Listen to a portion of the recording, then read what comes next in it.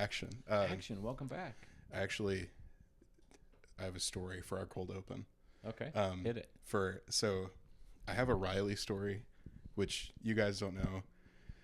For every, because there's lots of like women out there who are similar to Disney princesses, in which they are immediately trusted by like small children and animals. I got it. It's like that for me, but with every like weird and like outskirts of society person you could imagine. Oh, I would say that's very harsh. That's very harsh. Not complete outskirts, but he's kind of a weirdo magnet. People just I think that's harsh. No, I'm kidding. Yeah. So last night I had another one of these moments where I'm just immediately trusted with everyone's life story. I'm at the gas station. I was just buying some stuff, and I go to the self-service portion, and I like check out my stuff and everything, and the lady goes, "Oh, hey sweetheart, would you like a bag?" And I'm like, "Yeah, sure." And she gives it to me, and I guess her voice sounded a little like gravelly or something, because she said, "Oh, like don't worry, I'm not sick. I just had an anaphylactic seizure last night." And I said, "Oh, because like what do you say?" And it's not funny. And she said, well, and then she goes, "Yeah, what did she say?" She said, "My doctor said there's not much we can do." And then I just kind of went, I gave her like a concerned look, but then she like immediately followed it up with like, "I don't think I have much time left." And she was like an older lady. Like it was, we are terrible people. But then she went, "I don't think I have much time left." And then I went, like I was speechless, like, what do you say? Right. And then she started walking off, and she went, "You have a good night, sweetheart." Right after, yeah. She's like lowering the boom on you, and you're this total stranger. I pray that woman is fine. Yeah, me too. But that's like that one time we were out in the middle of nowhere, and I bought something at a gas station. That lady was like, "Did you get a haircut?" And I'd never been there before. She had no idea. Yeah, we were in like the middle of Virginia somewhere. Oh my gosh, yes. She thought I was someone else. That's Greatest funny. trip ever. Yeah. Shout out to Tanner Tullis. Shout out Tanner Tullis for planning that trip. Okay. Well, the thing is, she had a seizure brought on by something allergic. Yeah. And maybe she was just being, like silly. I think she but was. like in a deadpan way, and you don't know her, so you don't know if it was like a dry humor, but right. You can't help but like sort of like, are you kidding me? You're lowering the boom, and but it's just like hit me with, people just approach me with that stuff. Yeah, but I don't have much time left. She said it so just straightforward and deadpan. I was like dumbfounded. And but speaking of deadpan and rock solid faces. Yeah. Buster Keaton. Did you watch Buster last week? Yeah. The General. That was this movie was, for me, it kind of like contrasts modern times where Charlie Chaplin's silent film work is very like character driven and very expressive, and Buster Keaton is just like right.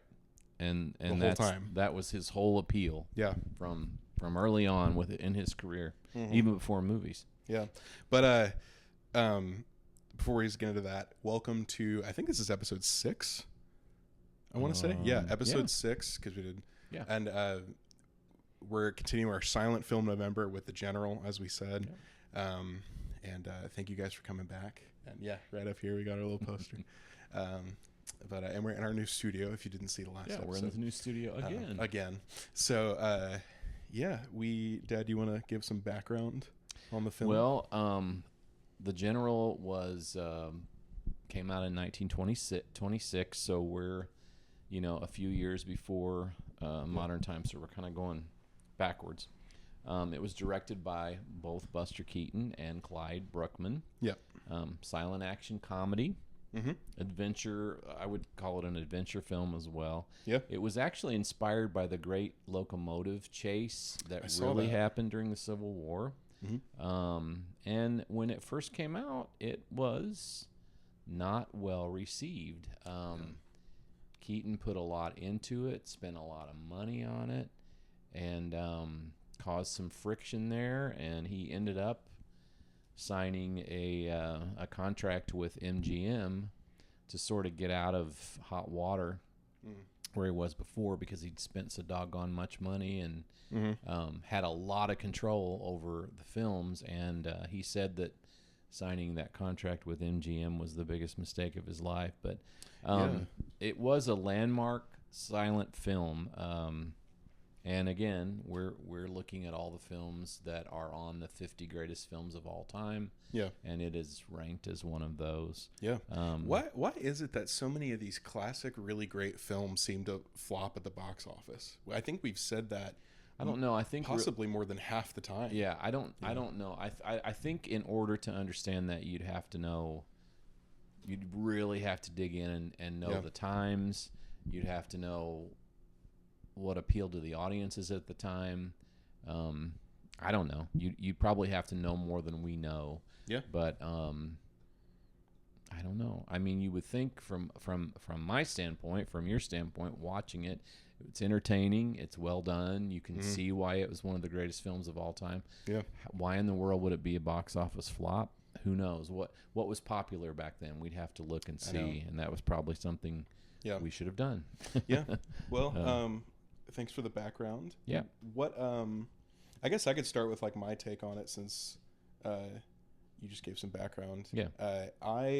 Like I said, with Charlie Chaplin, I'd never seen a Buster Keaton movie before. I actually was telling you before this, the first time I'd ever seen Buster Keaton in anything was when I was on a like Twilight Zone kick. Yeah. And he's in that episode. I think I wrote it down.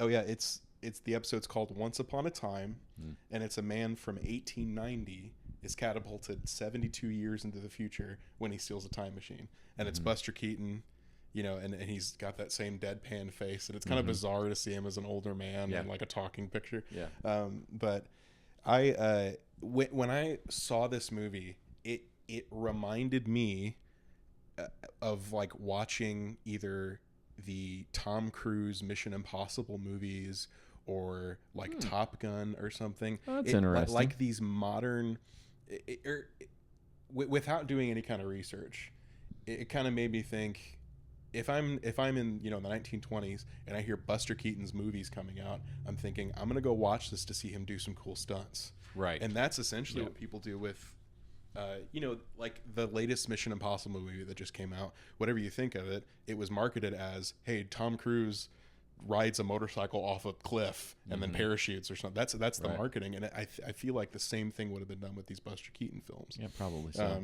But they expected him to do a lot of outrageous stunts, a lot of physical comedy, and he delivered. Yeah, I mean, yeah, definitely. Yeah, overwhelmingly so. So that was kind of my mindset coming into this, but I really liked it. Like I said before, he still used his body in a comedy way, like Charlie Chaplin did, but it was a lot different, as where Charlie Chaplin utilized all these expressions and all these movements and everything, and Buster Keaton, his whole thing was, it's almost like where Charlie Chaplin's, like, the chaos of everything was happening in his body. With Buster Keaton, the chaos is happening around him, and the funny part of it is him remaining deadpan, very deadpan, everything. And jerky, not real jerky movements, just very almost robotic like, which was really funny. Yeah. So but what did you think about it? Have you seen this before? I had not seen it before. I'd seen some Buster Keaton things. He did everything in a big way. Those locomotive chases. He was really proud of this film because it was based on something that really happened. He was into history. Yeah. Which I read that was a popular thing in Hollywood at this time. They loved history, historical based. things. Yeah. Oh yeah. I can see that with a lot of films back then. He liked to do large scale things, bridges collapsing, buildings falling down, these big train chases and almost running into each other, and all of that was just the way he rolled. So yeah, which I did some particular research into the stunts in this movie, which we can get to later. Okay. But yeah, keep going. Okay. It's just, the film, if you watch it, it stays relevant even in this day and time. It's just a really good mix of comedy and, of course, action. As you said, he's kind of the silent era Tom Cruise, maybe, because they always knew they were going to get some big breathtaking stunts. You'd almost envision Buster Keaton, and he probably did this. Actually, I haven't seen enough of his films to know. Somebody out there who's a Keaton aficionado will know this, but he almost seems to be like one of those guys that would walk a tightrope between two skyscrapers, or totally, with that look on his face, like deadpan. I think one of the comments he made, one of his famous quotes is, "I wasn't brave, I was just accurate." And which is very funny, but that's his whole thing, is he like measured every. But yeah, that seems like something he would do. Right, is the tightrope walk. Well, and I kind of told you this before we went on here. Buster Keaton came from a vaudevillian family. His parents were vaudevillians, and he and his dad dressed the same and wore kind of this bald-headed wig that, like, their bald heads went up to about here, and then the hair started, and it made them look, it really highlighted their face, which is what a lot of people did back then on the stage and in silent films too. But his father taught him a lot of early tricks to do stunts and to fall properly without hurting yourself. There's a way you can fall. I'm not talking from experience, but apparently... Yeah, what are those called? You had a name for them, you said earlier. Pratfalls. Pratfalls, yeah. Do you know where that name comes from? Or no, did we? Okay. I don't. Do you I don't know? know either. Oh, I thought you were going to tell me. I thought you were going to enlighten me. No, the only thing I was... Pratfalls, I think of Chris Pratt, but he's not. He wasn't around then. No, yeah. He was not. But anyway, I think part of the gag with their little family routine was, and I kind of think Buster Keaton was... 3 might be too young, but he was very young when he started doing these things. But during their little shtick, during their vaudeville shows, he would get into some kind of a little tangle with his father, and they had a suitcase handle sewn into his costume. And a lot of times their little gags would end up with his father picking him up and tossing him off stage, or tossing him behind, or tossing him into the orchestra pit. And of course, audiences would laugh, or they'd be horrified. Yeah. I'm sure the child welfare people came after him, but as you said, he kind of his father taught him how to fall without hurting and himself. it was, but the funny thing was, after he'd get up from these falls, he'd have that whole deadpan deal on his face, and that just became his signature look. Yeah. He was called the Great Stone Face. That was his nickname. So cool. One of the great comedians of all time, like Chaplin, who a lot of later comedians borrowed from. A lot of his gags and that sort of thing. Mm-hmm. Totally. Yeah. Let's get into talking about the story. Okay. In and of itself, I kind of have a unique, not a unique take. I have a unique take. Yeah, you're very unique. The story of this movie, and this is a thing I have with all action movies, I think, is I think action movies tend to focus too much on the action and the stunts and that kind of spectacle, and it kind of takes precedent over the story. Yeah. And and this is just me, but I'm gonna get flack like you got for Vertigo, but I think that the story could have been a little more fleshed out here, because I think the point of this movie is, hey, Buster Keaton's gonna do all this cool stuff. Yeah. Let's watch him do it. Yeah. And so it's almost story mixed with excuse to do really cool stunts, which are inventive in their own way and hilarious. Right. But I almost saw I want to hear what you think about this. I almost saw the story as secondary to that in a way. The movie, and we talked about this. This might be my modern sensibilities, but the movie kind of seemed to drag on a little bit. Yeah. Just because it was like, oh, we just did that stunt. Now we're going to do this one. Now we're going to do this one. While the story was just he's chasing them. Yeah. Or something. Yeah. Right. What do you think about that? Well, I think you're right that maybe shoot, if the story was fleshed out more, it might have done a better job at the box office, because initially it underperformed. The critics were not at all impressed. The audiences weren't impressed. I'm sure a lot of people went to see it because they had expectations for Buster Keaton. But what'd you ask me? Well, that's crazy. What is your question? We both have our notes, and we're just waiting to say stuff. Right, I guess. Well, and that's funny because I'll get back to my question, but I wouldn't say I wasn't impressed. I thought it was awesome. I was impressed. So I think it's a little harsh for the critics to say, like, oh, this wasn't a good movie. So I don't. Right. That seems weird to me why it flopped. But no, I asked you, like, what do you think about what I said about, like, the story being secondary to? Well, I'd agree with that. I'd agree with that because, well,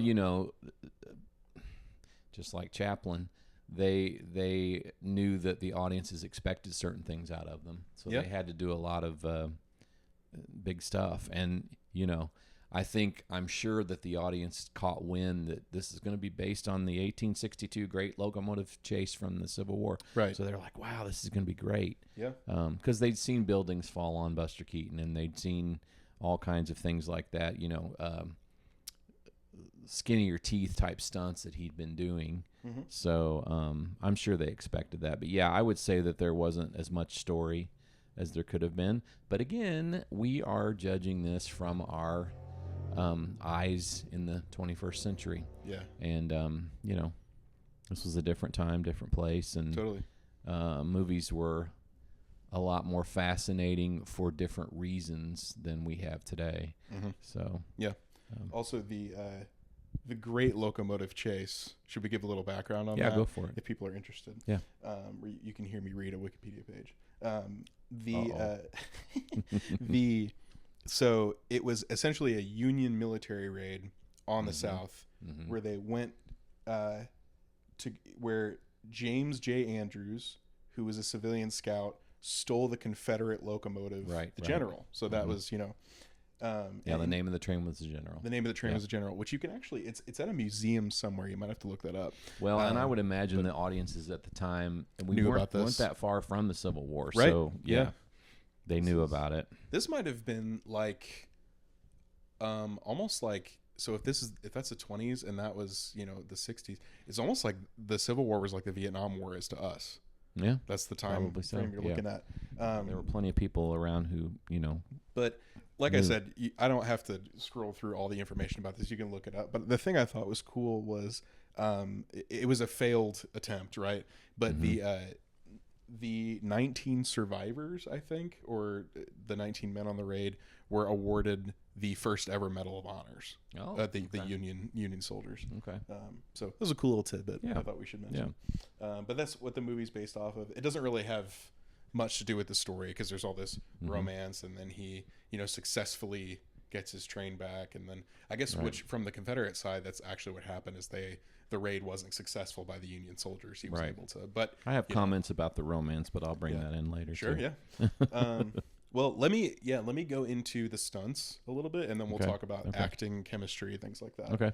Well, let me scroll down while the people can hear me breathe into my microphone. Here we go. Okay. So, like we talked about with Buster Keaton, everything, and this is what's so impressive about the film, is every stunt you see is real. Yeah. There's this film had a budget of $750,000, which was enormous for that day. Well, most expensive silent films. Yeah, like at ever. That time, really. And it's the interesting thing about it is they also didn't use any like doubles. There were no camera tricks. no editing, and no miniatures were used. Nope. Everything you saw were actual locomotives on actual train tracks. Yep. Authentic locomotives, real bridges. Yeah, and they were filmed on the Oregon and Pacific Eastern Railway. Most of it was shot on location in Oregon. Yep. Yep. Yeah, we talked about, much like Charlie Chaplin, all these great comedy actors, super meticulous, and that's, but Buster Keaton's stunts were overwhelmingly rehearsed, like so much, so that he said he could measure, like that quote I said earlier. He said, "I wouldn't consider myself brave, just accurate." Like he just kind of did stuff. And his stunts were expensive. The burning bridge, just that one scene with the locomotive falling through that burning bridge, cost $42,000. Which is nuts. Was it's just one shot. A record for the single shot at the time, you know. So yeah, that was a real actual plane crash. Not plane crash, train crash. Train crash. Yeah. He let me go down here. But yeah, I just thought that was really interesting that every little the scene where you see him, the railroad ties become jagged and he climbs out onto I think it's called the cow catcher at the front of the train. Yeah. And he sits on it and he almost falls over, and it's like, that was planned, but it's like, what if he just fell over a little bit? Like, that's it. Yeah. So he apparently his style on set was one time one of the crew members remarked that one of the cannons went off a little too early and almost nicked him in the head. And he just kind of laughed it off and said, "Okay, let's do another take." Like he just kept to see him laugh something going off. Oh my gosh! But like, just the stunts were just so incredibly impressive and death defying. Like even the small stuff where he's in the beginning where he sits on the train wheel links. I don't know what those are called. That's not the right name. But he just starts going, looking and it's so like, forlorn and you all. could, that's pretty much. I just wanted to give some respect to the stunts because that's really, that's where the money went in this movie. That's where the spectacle was with Buster Keaton. But let's get into the acting and the chemistry. Okay. And you said you had some stuff to say about the romance in this movie. I'm not real happy about some of that stuff. Marion Mack. Right? Yeah. That was her name. Yeah. What are your thoughts? She played Annabelle Lee. Yeah. Well, it was quite a switch from watching Chaplin's work. Chaplin had that whole sentimental tone to his acting, and then, here comes Keaton with it completely stoic style. So, it's two different styles, both geniuses, really great. Marion Mack was a big star of the day, or I don't know if she I might be getting her mixed up, but there were a lot of actresses who didn't make it onto the screen after the silent era. But I don't know. Scratch what I just said about her being a big star of the day. But anyway, because I don't know for sure either. I had issues with her in the movie, saying, I don't want to have anything to do with you unless you're in a uniform. Yeah, I thought, that's where you get dropped, sister. I mean, give me a break. Yeah. Well, that's kind of the that's one of the questions I had, and this kind of goes back to the story, but I want to know what you think about this. I kind of saw it as most heroic stories, and this just came to mind, but you think of like Luke Skywalker or something, right? He's this wimpy kid living with his family. True. And then he turns into this amazing hero. Yeah. Buster Keaton's character, Johnny, in this movie is already like a proven engineer, and they say he's really important to the war effort. That's why they don't try. And it's almost like the only problem is that people don't recognize him. Yeah. For like, and that's... And he tries to enlist, and they won't let him do it. And that's exemplified in the romance. Is she doesn't recognize how unique and great he is. Right. And if she would have, the film would have been over. Yeah, exactly. So. But it's interesting because it turns the hero's journey into, like, how does he grow? Yeah. You know what I mean? You don't really see much growth with this character. Right. He's just kind of the same the whole movie. Well, he a lot like Chaplin. They are there, and the circumstances happen around them. And they're just there in their character. Yeah. And so they often happen upon things. Yeah. Opportunities come to them, and they're completely oblivious, you know, Yeah. but that suddenly they're, you know, Yeah. big deals are happening. So you didn't like the way the romance played out because it seemed like she didn't really like him. Well, She initially, she liked him, but initially when she said to him, you know, I don't want anything to do with you unless you have a uniform on. What? You know, like, I didn't like that. Yeah. But what did you think about her as an actress? What did you think about their chemistry on screen? Do you have any thoughts about that? You know, I mean, chemistry with people back then, I think, was different. And so, of course, we're going to look at it again with modern eyes and say, well, to me, she seemed kind of fickle, and is that the word I'm looking for? Fickle, yeah, changing her mind. Yeah, and so I don't know what I'd say about the chemistry. I mean, yeah, it was I could buy it that they liked each other. Yeah, that she liked him.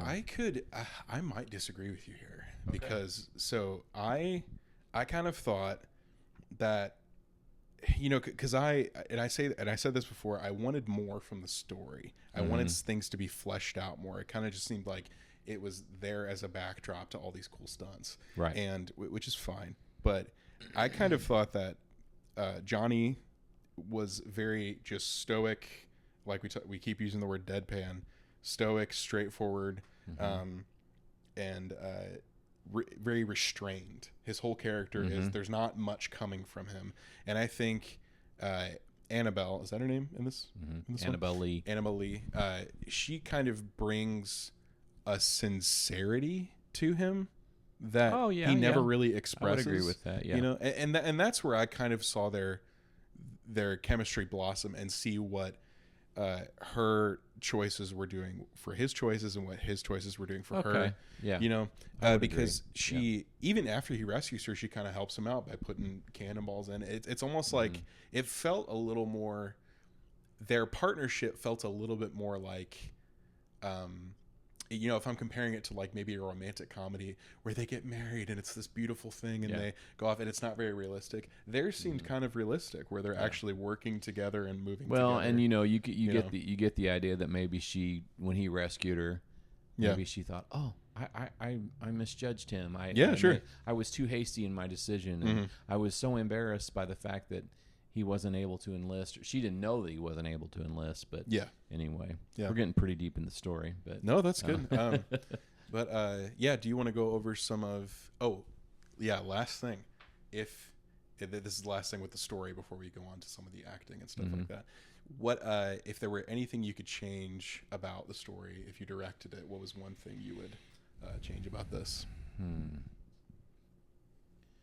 I don't know. I might like to see, you know, because I'm a history nut, I might like to see a little more of the historical details. I don't even know how they would do that. I thought of that too. Yeah. Because it seems like the war is just, it could have been any other event. You know, maybe with their, what do you call the cards that they have with the words on them in there? And they generally keep those pretty standard. Pretty low key, you know. They can't put a whole page of dialogue up there for audiences to read, but you know, you just wonder if they might flash up a little bit more background, maybe. Yeah. Or, I was gonna say like the Civil War. It seems like it's it's just something chaotic to happen around him. You know, it could have been any other event in history. True. Really. And for all we know, people at that time were very educated in that great locomotive chase and knew a lot in it. So maybe it was a choice to kind of not touch on it a lot, so you didn't upset people. I thought in my little, like, if I directed it, I maybe would have had a touch more inner conflict between Annabelle and Johnny, and I wonder how it would have looked to have him. And this is just a classic action movie thing, but like. It says in the beginning of the movie, like two of his great loves, his woman and his machine. You know, like he loved the general. But like, what if there was at some point he had to make a choice between saving her or reclaiming his train. And I'm like, would serve her that's right. the funniest. Like, yeah, that's the funniest. Just, but it's kind of like, maybe he could have given up, that for her, and it would have meant something, Yeah. So just some kind of conflict there. Yeah. I don't know, but yeah. Yeah. Maybe at the end when he was a big hero, he could have said, "Hey, remember when you were gonna reject me? Yeah. I'm a big hero. I'm a rock star now. I can have any general's daughter, whatever. I'm moving on, sister." Yeah. That's okay. So, that's what I would have changed. But yeah, let's move on to. I try to do this, but then I derail this again. But yeah, you want to go over some of the actors, actresses in this movie? Do you have anybody else besides Buster Keaton and Marion Mack?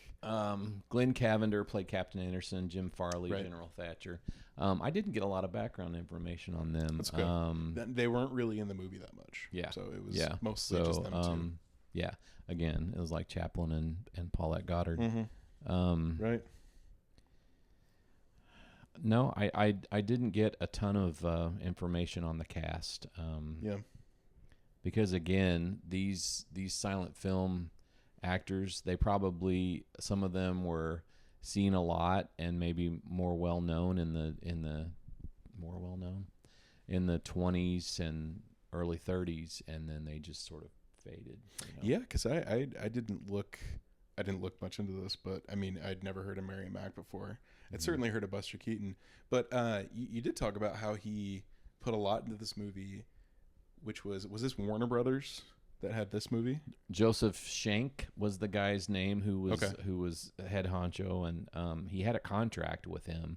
Okay. And I think that Joseph Schenck was part of MGM, and there's a lot more background information. That's right. Which could be our bonus content if we have bonus content. But yeah, he did he bankrupt himself, or the company that created this movie? I don't know that he. Did you read that he bankrupted himself? I thought he put way too much money into it. He spent too much money. Oh, okay. He spent more money. I'm saying the word bankrupt. I just mean right. Made himself poor. I just think lost a lot of money. I just think it was an alarming amount of and I'm sure Keaton was like, I'm making art here. I'm making a masterpiece here. And then when audiences were not. I don't know. I mean, maybe audience. I keep reading that the critics were lukewarm about it. The critics. Maybe the audiences liked it. Maybe I need to do more research. But well, and I wonder about. So I've always thought this about box office flops, right? Mm-hmm. And I mentioned this before. We've said this about probably half of these movies so far. We've done 6 of these episodes. This is our 6th episode, and I feel like we've said that about at least 3. They weren't well received. Exactly. Yeah. And I wonder why that is such a mark on the movie's credibility itself, because all that means is that people didn't go to see it initially. So it only. All that means is just the marketing wasn't very good. Yeah. Or people didn't go to see it for some other reason. And didn't give it a chance. And a lot of these movies have been like this one, it was reappraised later. Yeah. And then people were like, wait a minute, this is brilliant. This is a masterpiece. Mm-hmm. Now it's one of the 50 greatest movies of all time. Yeah. It's in the Library of Congress. Oh, yeah, that's right. I forgot to mention that. It set the tone for a lot of other things that went on in movies. So, I just think, I don't know, there was an emotional simplicity with the whole story with Johnny Gray's journey. Very simple story. Mm-hmm. And then on the other end of the spectrum, this epic scope of the whole movie, even though it was a silent picture, it was just epic. Probably one of the most epic at the time, with the trains were the central deal as why it was such a big action film. And of course you've already mentioned Keaton's he's so precise with his stunt work. I also I had written this down. I wanted to ask you about this. So in this movie, he is allied with the South. He's part of the Confederacy in this movie. Yeah. And it doesn't seem like that's a huge part of the plot point. It seems like they were trying to stay relevant to the actual historical narrative that happened where it was the South that reclaimed their train and they fought off the Union. But do you think that has any effect on modern audiences watching it? That it's harder for them to sympathize because he's in the Confederacy? I don't know. Did you think about that at all No, watching the movie? that's something. Yeah, that's interesting to think about that. Yeah, maybe so. Because at the end there's this almost this show of honor or like reclaiming his respect or like virtue and fighting for his country, but his country's not America, it's the Confederacy, right? And it's this, so it's I think for modern audiences especially, it has this weird tint to it where you're like, okay, it's good that he has like won the day and got the girl and all that stuff, but it's for the wrong side, right? Right. So yeah, well, I was just thinking about that. Yeah. And if you noticed, I mean, in the beginning, like I just talked about the simplicity of the whole thing, but if you notice, very subtle, starts out, it's just a simple story. Hey, I love this girl, I'm gonna go ahead and enlist in the service. They won't let me in. But as the story goes on, his character becomes more determined. I'm going to do this. I'm going to prove to her. I'm going to rescue. I'm going to, all these different things I'm going to do this now. I'm going to save this train. I'm going to help these fellas, and some of it he just sort of happened into, all of a sudden here are the soldiers going by, but his determination, his personal heroism, increase as the movie goes on, and then he becomes a hero. Yeah. And then as far as like, there's a lot of, I don't know how I want to say this, technology versus human skill, or technology and human skill going together. Because, the trains in that era, 1860s, they're a new, innovative, technological, great thing. They united the coasts and our country. Anyway, I don't know where I was going with that. Sorry. That's okay. I think I want to go into some of our like closing stuff. I already asked you my question about if you directed it, but maybe we could even expound upon this a little bit more because we got some time. I was kind of coming into this episode, I was like, there's really not a whole lot to talk about here because the story isn't super rich. There's not a lot going on. Yeah, you're right. You kind of just like, hey, the stunts. But maybe we could kind of talk a lot here about so my typical question of the casting swap. If you could find any actor or actress, put them in any role in this movie, because there's really only two significant roles. It's just Johnny and Annabelle. Do you picture anybody else in this movie or in these scenes, maybe in Buster Keaton's place or something? I mean, obviously you can't replace Buster Keaton in these movies. You know who? This is just really funny, and this is a shot in the dark, and maybe somebody who watches this show of ours will say, "Oh yeah, this is going to be a deep cut." I don't know.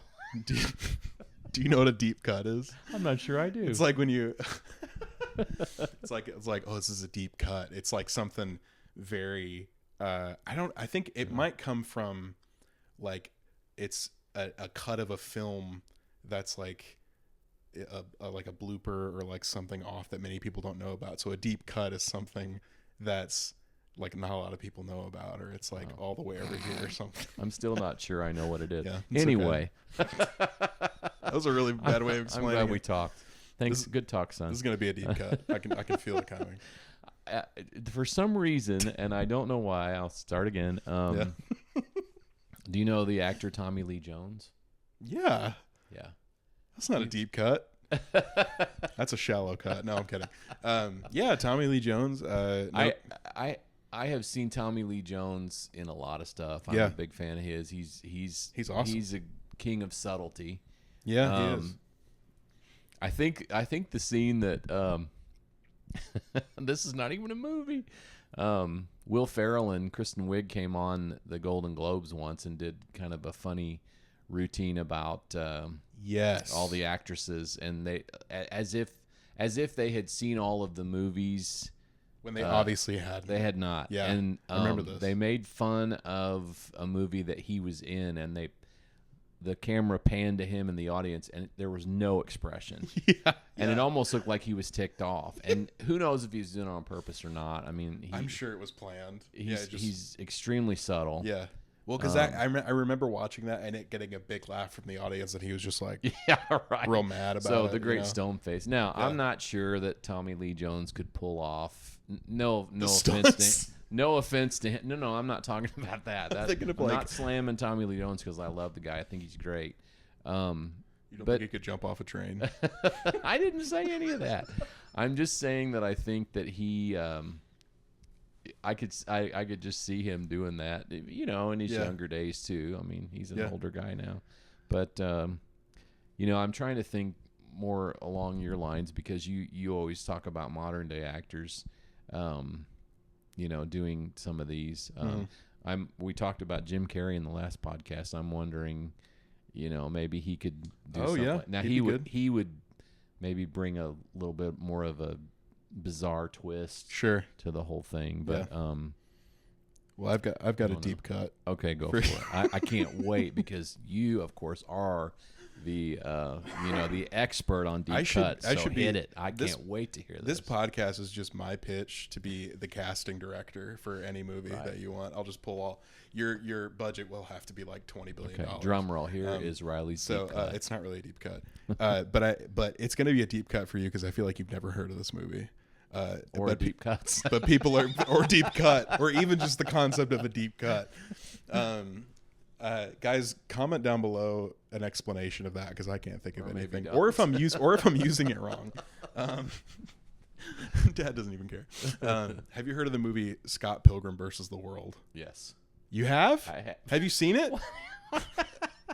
I'm flabbergasted. Sometimes in the home they roll me into the community room and I watch old movies that they're able to procure for us. Wait, have you seen it? I don't think I've seen it, but I've heard of it. Well, so this reminded me of Michael Cera. Michael I know who that is. Yeah, his same deadpan, because he's kind of. I know exactly who you're talking about, and I agree. I have not seen that movie. He's got that same. So Scott Pilgrim versus the World is just it's this dumb but it's not dumb. We should not call. It's really. We do not use that word, son. It's kind of this. Well, it's dumb intelligent. It's that thing where it's an adaptation of a comic book, and it's this guy who has to fight off his girlfriend's evil ex-boyfriends. It's hilarious. Okay. But it's Michael Cera's the protagonist, and he has to be in all these action scenes, and it reminded me of Buster Keaton, how all this crazy stuff's happening. He's like, what? Like that, like the whole, and that's Michael Cera. So that was my kind of modern, What's the guy's name? His name's Jeremy Allen White, who's in The Bear. Yeah. Is that his name? Yeah. He'd be good.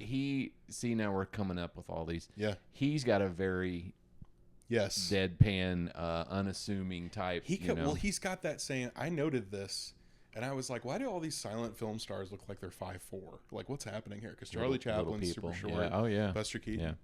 Yeah. And I think Jeremy Allen White's maybe a little shorter. I mean, I'm not super tall or anything, but but he's got almost that same stature as Buster Keaton, where it seems like he could do a lot of physical stuff. Mm-hmm. I haven't seen a lot of stuff that he's in, but that's a good pick too. I think. I really want to hear if I'm using the word deep cut correctly, but just sorry, keep going. Of course the impact would not be the same. No. If you would have modern day actors playing, you'd have to transport them back to that time, because nobody's going to even bat an eye at train chases these days or bridges collapsing. I mean, a bridge really collapsed. Yeah. There was actually an explosion. There was actually a fire. Which is nuts. That all of this kind of stuff really happened. These days, we don't necessarily have to have, the real thing, and it looks real still. Yeah. So that's true. Yeah. All right. What was that? Was that your scene stealer? You think? What scene? What do you think about when you think of this movie? You know, I think I think of the iconic stuff, like him sitting forlorn on the train wheel, and the train starts not the wheel, but the thing, the spokes, the pump thing. I'm never gonna get the right name for that. The spokes, no, or something. I mean, still, I don't even know. I don't even know the real name of this thing. I think it's called a movie clacker. But, anyway, I don't know if there was any scenes, because Buster Keaton pretty much steals every scene on purpose, and he knows what he's doing. That train, I've seen that train crash a bazillion times and never really seen this movie from start to finish. I think maybe that just the train itself was probably a scene stealer for me. The train chase mirrored itself going, forward and backward, and all of that choreography with the train probably to me would be one of the scene stealers. I would think. Yeah. I think of him, and I think this is the most famous thing, but him taking is it called the train tie, and like hitting it on the other one as the other one goes flying, like he gets it out of the way of the rail. That I thought was super impressive. Yeah. Was, again, he said, he was just accurate. Yeah. It's which is, I mean, any of those stunts, you have one little thing go wrong and it's catastrophic. You know. Yeah. That's. Yeah. And the fact that that everything was just so tight and so deliberate, and the momentum of the film, just was if that can be a scene stealer. Yeah, I think so. Yeah, just any moment. Yeah. Double feature. What's a movie? Double feature. Yeah. It's a movie that you would pair with this one, like a good modern times. Like a wine pairing. Oh my gosh, that's like the last movie. Here we go watched. Again. No, you know what? I've actually the very last movie. Dad's like, you've surprised me with this question. It's our 6th episode. I don't know what to do. No, I actually have something now, smarty pants. I was thinking that it might be you. I'm going to tell you, you're grounded. Okay. I was thinking maybe one of the Mad Max movies, like maybe Fury Road. I think that was about maybe 10 years ago. What if I was like, that's a terrible pick? You finally have something prepared. I'll ask you a question. Are you familiar with Mad Max Fury Road from 2015? I am. Okay, yeah. I think that's when it was, 2015. It's really? So you'd pair it, why would you pair it with that? Well, there's a lot of wordless chase-driven spectacles in the movie Mad Max, So there you go. That's probably so. Cool. Ha. See, how do you like that? How do you like me now? I have a better pick. Okay, I'm sure you do. Go for it. Mine is so I said Tom Cruise before, and here we go. I think it was a few years ago at this point, but Top Gun 2, the second Top Gun, Top Gun Maverick. Yeah. I just remember I saw that in theaters. And I said before, I'm not a huge action movie guy. Yeah. But going to the movie and then thinking to myself, okay, these actors really flew these planes. They really went to flight school. They really learned how to fly these planes. And you're in the theater and it's like these intense stunts are happening and you're feeling like the roar of the plane engine. And I'm almost thinking, when I watched this, I was like, that's probably what people were feeling in the 20s. Yeah. For like, if you're looking contextually. Yeah. It's that same type of like technological marvel, like these high speed, breaking the speed of sound planes with, these trains, which were like new at the time. Like well, and again, just the amount of preparation and work that went into epic detail, the epic movie, all the details and all the precision that was instituted, that's probably why. Yeah. Physical scope, the whole thing, Yeah. I think it's about but yeah, no, I thought your double feature pick was really good. Did you? Yeah. Okay. You know what else came to mind while we were talking about Tommy Lee Jones? If you want to get really from another a deep cut. Deep cut. What about don't laugh at this, but I still think this would kind of work. What about Jackie Chan? I don't know why that's funny. I'm talking about. No, that's a good. I don't know why I laughed. That's a good pick. No. Okay, I looked this up. This just came off the top of my head. Jackie Chan said, "I did the same thing that Buster did with insurance." That's a quote. That's a quote from Jackie Chan. But either he says that, or he says Buster did the same thing I did without insurance. Yeah. He said something like that. Yeah. And so, you know the no, that's good. Yeah. But Jackie Chan just has that physicality. Yeah. He's a martial arts expert. The ability to do the stunts without fear. So anyway. Yeah. There you go. Boy, I am just batting 1,000 on this. All right. Picking the best movies. Cool. All right. What's your final takeaway from this film? My final takeaway is I just think that Buster Keaton, even though his career kind of, once he started with MGM, he said it was the worst mistake he ever made, and it kind of just faded away. His movies were rediscovered later, and more modern day comedians like Lucille Ball, Dick Van Dyke. I've mentioned them before with Charlie Chaplin, but I think that he was later in life. I think he was revisited, and they brought him back into the fold to advise. Anyway, I just think that his genius, his blend of humor, and his technical mastery are even unmatched today. Now you have to take all the modern day technology stuff out, but I'm just saying, his vision as a movie maker, a producer, director, whatever you want to call it, it's unmatched because he had the whole element of what's funny and that mastery, of where he's just so attached to his craft and wanting to do such a good it's just how masterpieces are made. You're talking about anything, any art, anything. Yeah, we literally just talked about like movies and actors and stuff that we think are could pair well with this, but he truly was incomparable, and not even just for his time, but for like the movie industry as a whole. He was a pioneer, and I feel like every action star, really actor or comedy producer, anybody could really just, you can use him as a template, but I don't think anyone's ever reached that level of meticulous mastery to every little thing. No, and that's just not done anymore. Yeah, really. So yeah, no, that's great. How would you recommend this to someone? I would probably say to people, silent films are an acquired taste. You need to give them a shot.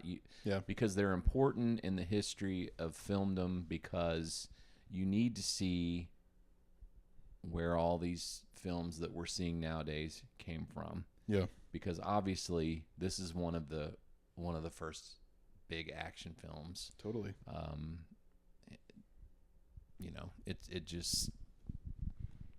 It's just one of the founding fathers of action, this movie. Yeah, if you like action movies, this is like one of the biggest, earliest ones.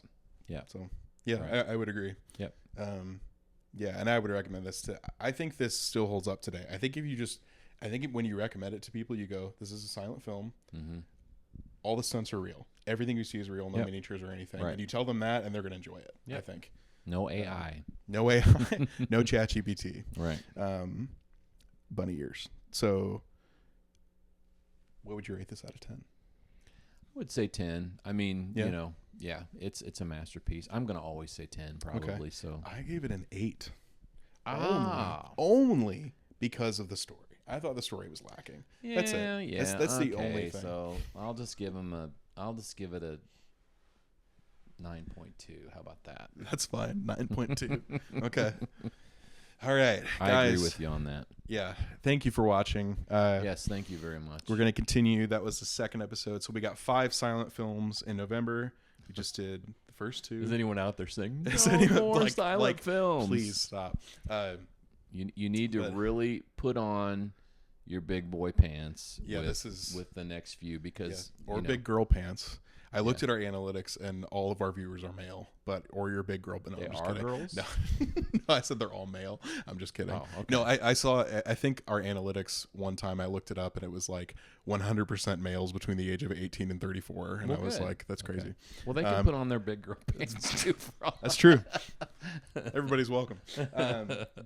Yeah, these I would say the next 3 that we're watching are, well, no, the next 2. So we just did our first 2, like I said, and then next week we're looking at Metropolis, which came out in 1927. Do I have that year right? 1927. Yes. And so, yeah, just a couple caveats with this film. It's very long, and it's a little. I thought it was intriguing, right, when I was looking at it. But give yourself a chance to get into it. Yeah. And once you get into the story, you're going to be all right. Okay. But yeah, I'll take that advice. But here's the thing, right? It's we're kind of diving into the more like longer, drawn out, silent films that. And with this one, just doing like a little bit of research before watching.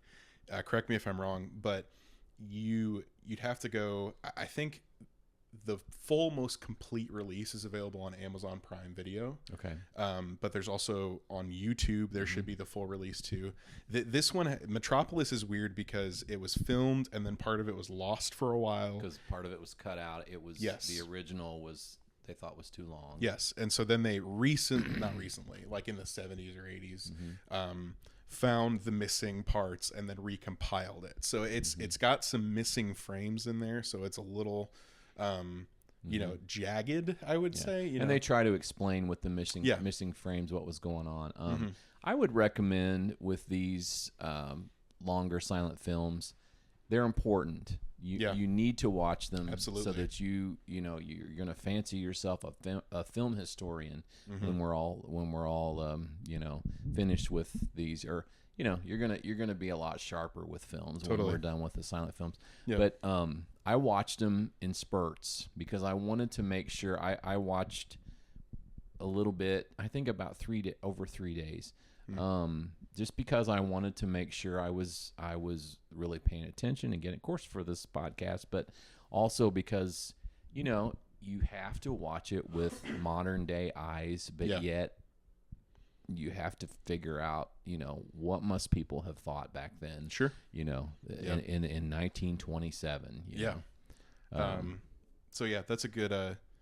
That's good. Yeah, just kind of put yourself in that context and try. Don't give up on us because we're not always going to do silent films. People, it's okay.